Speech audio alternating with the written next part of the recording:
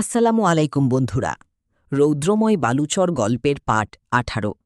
গল্পটি ভালো লাগলে অবশ্যই চ্যানেলটি সাবস্ক্রাইব করে দেবেন। তো চলুন বেশি কথা না বলে গল্প শুরু করা যাক। তোমার এই ভাইয়া বিয়েবাড়ি মনে করে খাবার চুরি করছিল, কিন্তু পলিথিন আনতে ভুল গেছে। শেষ, সব মান সম্মান শেষ তার আজকে। ভুল করে কি যে বলেছিল পিঠা পকেটে নেওয়ার জন্য। রোহান জাহিদকে ফেঁসে গেছে দেখে ভালো মানুষের মতো বসে আছে। তার থেকে ভালো ভদ্রলোক আর একটাও নেই, এমন ভাব। ফিহার কথা মতো জোহান পলিথিন নিয়ে এসে জাহিদকে দিয়ে বলে, নাও ভাইয়া তোমার পলিথিন। লজ্জায় এখন কচু গাছে গিয়ে গলায় দড়ি দিতে মন চাচ্ছে জাহেদের। শেষ পর্যন্ত কিনা পিঠা চুরি করতে গিয়ে ধরা খেয়ে। এই জন্যই অভিজ্ঞতা না থাকলে চুরি করতে হয় না। এই রোহান ভাইয়াও তাকে বাঁচানোর চেষ্টা করছে না। এমন একটা সিচুয়েশনে পড়তে হবে তা জাহিদ কল্পনাও করেনি। সব স্বার্থপর। আর এই হয়েছে একটা কটকটি মেয়ে। তুই দেখেছি ভালো কথা, চুপ করে থাক না। আমার মান সম্মান ডুবানোর জন্য উঠে পড়ে লেগেছে। এখন কিছু বলতেও পারবে না সে। বলতে গেলেই চুরের মায়ের বরগলা হয়ে যাবে। অসহায় ফিস নিয়ে একবার সবার দিকে তাকায় জাহিদ। তার দিকে কেমন করে যেন তাকিয়ে আছি সবাই। কিন্তু জিরিনের দিকে তাকিয়ে দেখি সে পিঠে খাওয়ায় খুব ব্যস্ত। তার ভাই যে এমন একটা পরিস্থিতিতে পড়েছি তার সেদিকে কোনো খেয়াল নেই। মনের সুখে পিঠে খাচ্ছে জিরিন। রাগ হচ্ছে এখন তার। তাই জিরিন পিঠিতে কামড় দিতে যাবে এমন জাহিদ তা কেড়ে নেয়। সব রাগ এখন জিরিনকে দেখাবে সে। জিরিন বিস্মিত চোখে তাকিয়ে আছে জাহিদের দিকে। সে কত আইস করে খাচ্ছিল আর তার ভাই কেড়ে নিয়েছে। ভাইয়া, তুমি আমার পিঠি কেন নিলে? এমনিতেই তো তোর সামনের দুই দাঁত নেই, আবার পিঠি খাচ্ছিস, পরে সব দাঁত পড়ে যাবে, বলল জাহিদ। আমার দাঁত পড়বে না। পড়বে। পড়বি না? এই জাহেদ খান, ওর পিঠি নিচ্ছেন কেন? ওরটা ওকে ফিরিয়ে দিন। নিজে চুরি করতে গিয়ে ধরা পড়ে গেছে, এখন অন্যকে খেতে দেবে না, বলল ফিহা। এমন জোরে জোরে চুর চুর বলায় আরও লজ্জা পেল জাহিদ। জীবনেও এমন লজ্জায় পড়েনি সে। ফিহার উচ্চস্বরে চুর বলা শুনে রান্নাঘর থেকে বেরিয়ে আসে জারা আর মার্জিয়া বেগম। কি হয়েছে? কিসের চোরের কথা বলছিস ফিহা? বললেন মার্জিয়া বেগম। জাহেদ এবার ফিহার দিকে অসহায় দৃষ্টিতে তাকিয়ে আছে। তার দৃষ্টি যেন বলে দিচ্ছে, আমাকে আর লজ্জায় ফেলো না। ফিহারও এখন জাহেদের এমন চাহনি দেখে মায়া হলো। কি সুন্দর বাচ্চাদের মতো করে তাকিয়ে আছে তার দিকে। সে যেন তার চাহনি দিয়ে বলছে, কিছু বলো না, আমাকে এবারের মতো বাঁচাও। কিছু না আন্টি, আমার তো এমনিই কথা বলছিলাম। কথা বলার সময় তো কত কথাই হয়, তাই জাহিদ খান, জানতে চায় ফিহা। জাহিদও সাথে সাথে বলে, হ্যাঁ হ্যাঁ, ওই আর কি, আমার তো এমনিই কথা বলছিলাম আন্টি। ও, তাই বলো। আমি তো কি না কি ভেবেছিলাম। আচ্ছা, তোমার গল্প করো, আমার রান্না করা প্রায় শেষ, একেবারে ডিনার করে তারপর যাবে, বললেন মার্জিয়া বেগম। জিনিয়া এবার তাড়া দিয়ে বলে, না না আন্টি, ডিনার করতে পারবো না এখন। বড় ভাইয়া একা আছে, চিন্তা করবে আমাদের জন্য। অন্য একদিন এসে ডিনার করো। ওর বড় ভাইয়া যেন ছোট খোকা, একা একা থাকতে ভয় পাবে। আস্ত শয়তান একটা লোক। আমাকে কি নির্লজ্জ বলছি শয়তান লোকটা। আমাকে বখাটে ছেলেদের মতো বিরক্ত করছে। আবার উল্টোপাল্টা নাম ধরেও ডাকতে শয়তান লোকটা। আমি নাকি হাফ ইঞ্চি মেয়ে? মেরে নাক ফাটিয়ে দিতে ইচ্ছে করে লোকটার। শত শয়তান লোক। মনে মনে কথাগুলো ভাবে যারা। আন্টি যখন বলছো, তাহলে এই আন্টির আবদারটা রাখবে না তোমরা বাবা? মন খারাপ করে বলে মার্জিয়া বেগম। মার্জিয়া বেগমের এমন মাতৃতুল্য আবদার ফেলে দেওয়ার মতো না। কি সুন্দর করে বলছেন তিনি, আমার আবদারটা রাখবে না তোমরা বাবা? মার্জিয়া বেগমের মন রক্ষা করতে রোহান বলে, আচ্ছা আন্টি, মন করবেন না, আমরা সবাই ডিনার করেই যাব।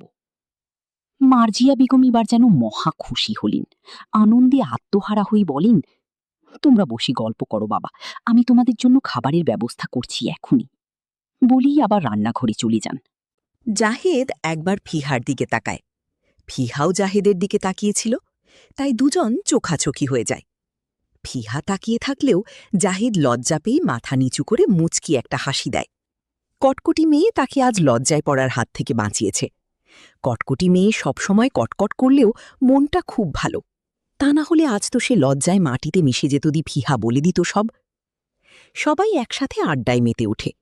এমনভাবে আড্ডা দিচ্ছে যেন তাদের কত দিনের পরিচয়। সবাই ফ্রেন্ডলি আচরণ করছে, হাসাহাসি করছে।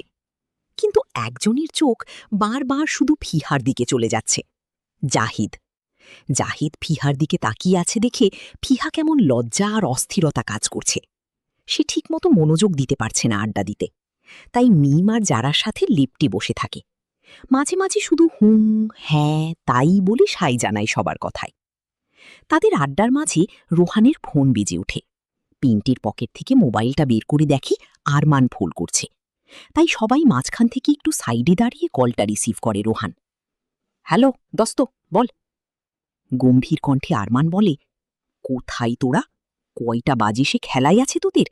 8টা বাজে এখন, আর তোরা সেই 5টার দিকে গিয়েছিস। এতক্ষণ কি করছি গাধার দলেরা অচেনা জায়গায়? তাড়াতাড়ি ফিরবি আমার বোনদের নিয়ে, তোরা দুই গাধা। আরমানের কথা শুনে মনে হচ্ছে খুব চিন্তা করছে। চিন্তা করারই বিষয়, তারা তো এখানকার স্থানীয় না, এই গ্রামের কিছু চিনে না। যদি কোনো বিপদে পড়ে, বড় ভাই হিসেবে চিন্তা করাটা স্বাভাবিক।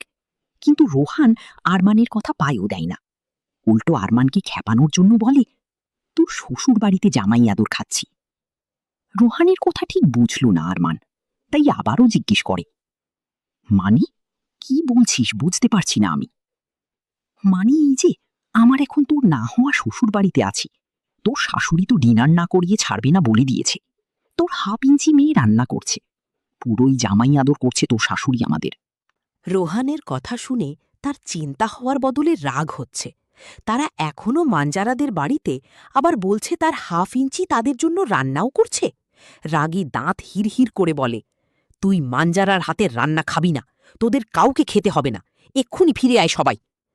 আরমান সত্যি রেগে যাচ্ছে দেখে রোহান তাকে শান্ত করার জন্য বলে, দোস্ত রাগ করিস না প্লিজ, আমরা চলে আসতাম আটটু আগেই, কিন্তু আন্টি জোর করে বসিয়ে রেখেছে আমাদের।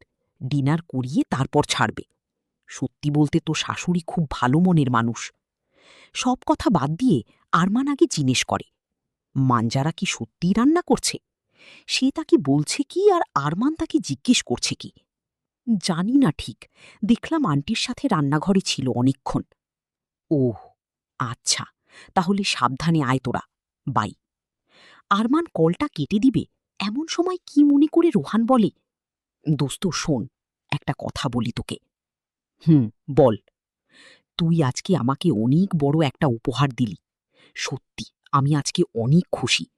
তুই জানিস আমার কত দিনের ইচ্ছে, চাঁদ সুন্দরীর সাথে একসাথে হাতে ধরে পায়ে পা মিলিয়ে হাঁটব। যদিও হাত ধরা হয়নি, কিন্তু একসাথে হাঁটতে পেরেছি, দুইজন পাশাপাশি ভাবে। মনটা তখন কি যে শান্তি লাগছিল তোকে বলে বোঝাতে পারবো না আমি। আমি সত্যি চাঁদ সুন্দরীকে অনেক ভালোবাসি দোস্ত। ওকে না পেলে এই জীবনের সব চাওয়া আমার কাছে বৃথা বলে মনে হবে। রোহানের কথা শুনে আরমান গলা একটা ঝিরে বলে, বড় ভাই হই আমি, ভুলে যাস না কিন্তু। জানি, আর এটাও জানি তুই আমার বেস্ট ফ্রেন্ড এবং ভাই দুটোই। আচ্ছা আর একটা কথা বলি। বল। জীবনে অনেক মানুষ আসি যায়, কিন্তু যে কাঁধে চোখ রেখে নির্ভয়ে কান্না করা যায়, সেই মানুষটা হচ্ছে বন্ধু।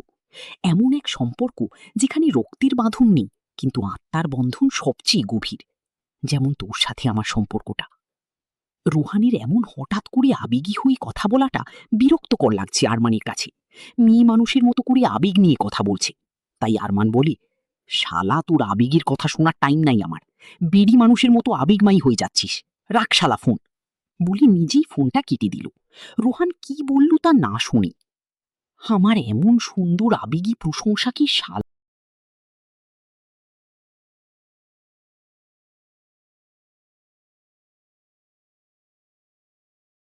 ডিনার করা শেষ রোমানদের। এখন তারা বিদায় নিয়ে চলে আসবে নিজেদের গন্তব্যে। আজকের দিনটা ভালোই কেটেছে এখানে আসার পর।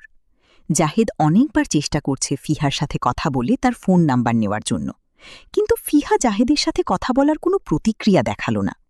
এমনটা নয় যে সে জাহেদের সাথে কথা বলতে চায় না, কিন্তু ওর কেন জানি আজ লজ্জা করছে খুব জাহেদের সাথে কথা বলতে।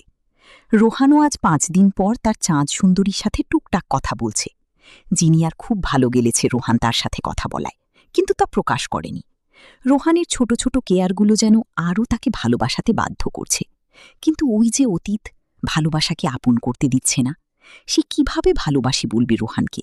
তার শরীরে তো কলঙ্ক গেলে আছে, যা তারা কেউ জানে না, শুধু সে আর তার মা ছাড়া।